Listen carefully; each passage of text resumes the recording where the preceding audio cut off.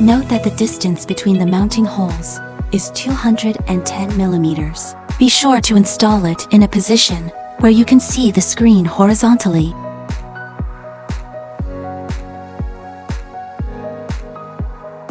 At first, we need to open the top cover of the inverter.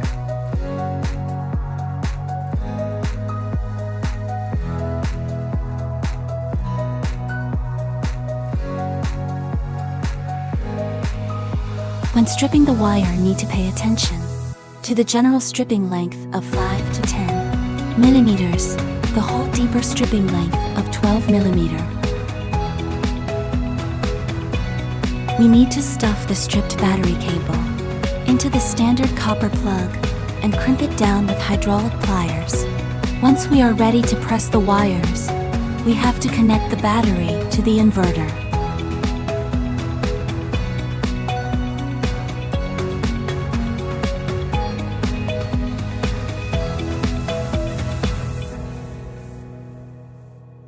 Then connect the battery to the DC breaker.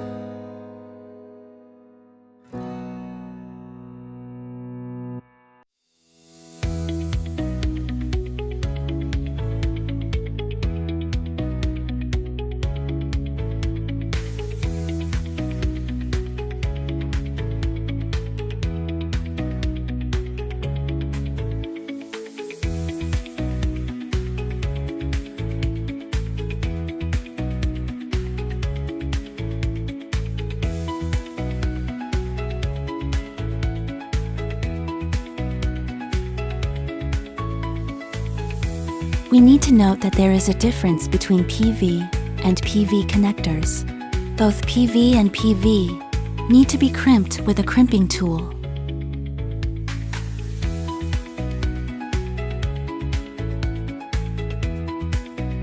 Insert the crimped wire into the connector. When you hear the snapping sound, the pressed wire is plugged in tight. Tighten terminal. Connect to the inverter. The same operation is repeated for the other two PV lines. Here we use a master switch to control the PV. It should be noted that the schematic diagram of the photovoltaic switch is below. In order 1 and 2 are the live lines that need to be connected to the next circuit breaker. 3 and 4 are the neutral lines that need to be connected to the next circuit breaker, and so on.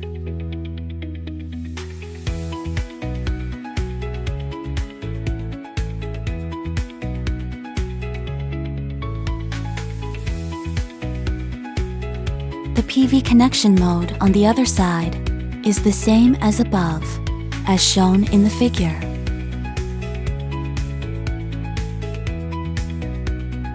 We connect the mains first. Please be careful not to connect the live line to the neutral line incorrectly.